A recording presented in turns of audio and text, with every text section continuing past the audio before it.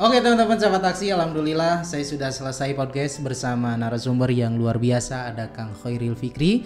Kita tadi mengambil tema bukan keterbatasan tetapi kekuatan. Tentunya mungkin teman-teman sahabat taksi ya pengen tahu Kang Fikri itu orang apa yang memiliki keterbatasan, tetapi ya dalam diri beliau merubah keterbatasan itu menjadi kekuatan sehingga menghasilkan prestasi-prestasi yang sangat memukau tentunya. Boleh ada 1-2 kata Kang? Teruslah melangkah dimanapun kita berada. Teruslah mencari apa yang harus kita cari. Jadi hidup ini hanya persinggahan. Tidak ada yang kita dapatkan, hanyalah jodoh kita, yang jelas itu hanya kematian. Saksikan video full podcast bersama Kang Khairil Fikri di YouTube Sekolah Aksi. Dadah.